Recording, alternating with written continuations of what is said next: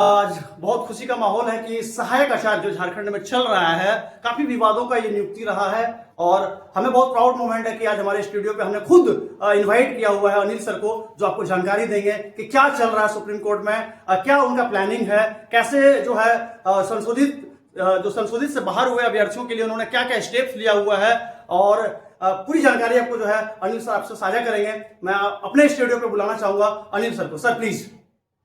Sir आपका welcome है और आपके एफर्ट्स को हम सराहना करते हैं कि आपने जो है पूरे झारखंड के लिए जो आपने जो पहचान बनाया है, जो लोगों के लिए आपने जो ओबीसी वर्ग के लिए आपने जो पहचान बनाया है, जहां हम लोगों के लिए कोई एक उम्मीद नहीं था वहां आपने एक पहचान बनाया है।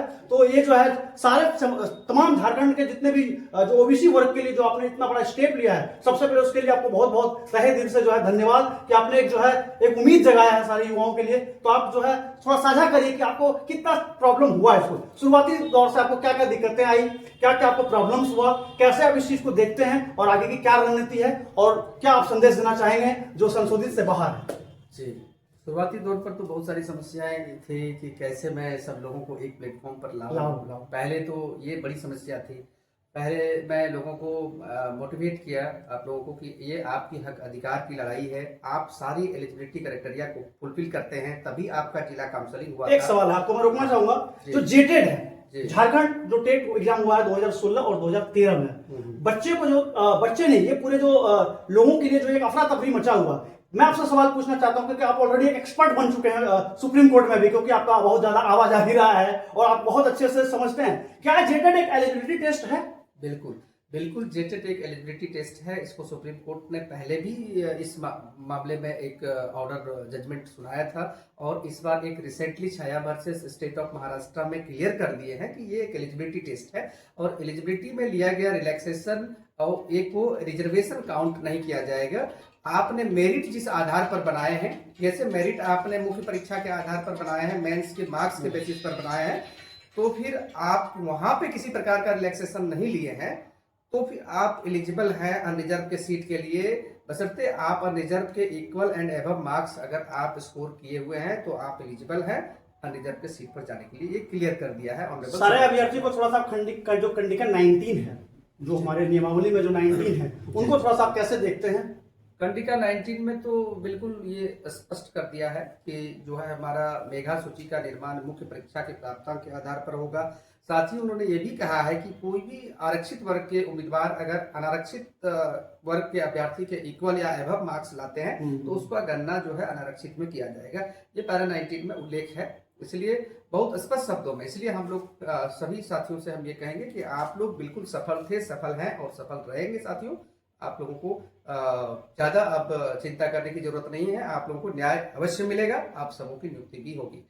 धन्यवाद। महाराष्ट्र का केस को आप कैसे देखते हैं? महाराष्ट्र का केस हम लोग छाया कुमारी का जो केस है, महाराष्ट्र का जो केस छाया कुमारी का है, अभ्यर्थियों को आप क्या बताना चाहेंगे? केस एक रामबाण है। हम लोगों के लिए कुछ मैटर में, कुछ मामले में 2 डेट हमारा नहीं, मतलब वो आ पाया, हमारा नंबर रीच नहीं कर पाया, हियरिंग नहीं हो पाया। इसके लिए मैं यही कहूंगा, कुछ हमारे साथ हमारे भाग्य में अच्छा होना था इसलिए डिले हुआ, तो उसका हमें फायदा और एक बहुत बड़ा प्रभास्त्र मिला ये महाराष्ट्र का जजमेंट। बहुत कीमती समय आपने दिया आज बहुत शॉर्ट समय में। एक हमारा आखिरी सवाल है, जो 6 तारीख का जो प्लानिंग है, ये नहीं कह रहे 6 तारीख का आपका क्या प्लानिंग है कि आप संशोधित से बाहर जो हैं उनके लिए क्या राममान ला रहे हैं 6 तारीख को?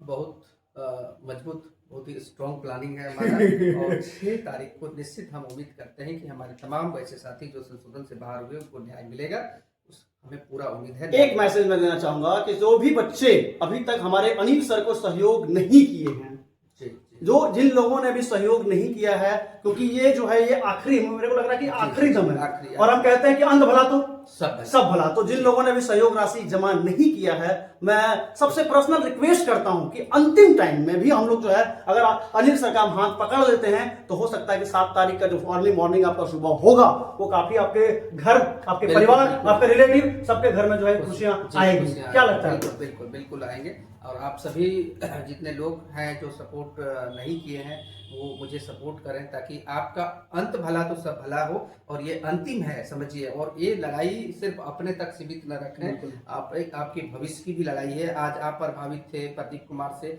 और हैं तो आगे कल आपके बच्चे भी प्रभावित। थोड़ा सा और समय लेना चाहेंगे, जब प्रदीप कुमार का जजमेंट आया थोड़ा सा एक्सप्लेन करिए कि प्रदीप कुमार का जजमेंट क्यों झारखंड में लागू नहीं होना चाहिए?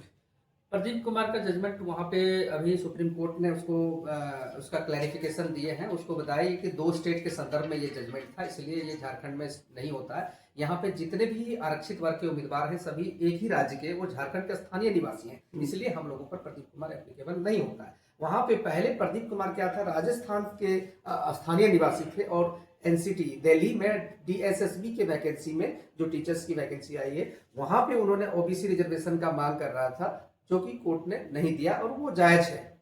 कोई भी एक राज्य से दूसरे राज्य में जाने पर हमें सामान्य वर्ग के अभ्यर्थियों के समान ही सारी योग्यताएं अर्हताएं पूर्ण करने होती है, तभी हम वहाँ पे हमें जो है नियुक्ति दिया जाता है वहाँ पे, अन्यथा हमें आरक्षित वर्ग का लाभ नहीं मिलता है।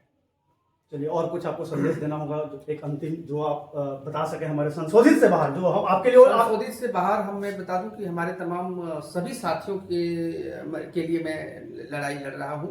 इसमें जो हमारे साथ है मैं उसके लिए भी, जो नहीं है उसके लिए भी मैं अपने रिमाइंडर में इस बात को रखा हूँ कि इतने लोगों को इन्होंने बड़े पैमाने पर संशोधन रिजल्ट को रिवाइज करके बाहर कर दिए हैं।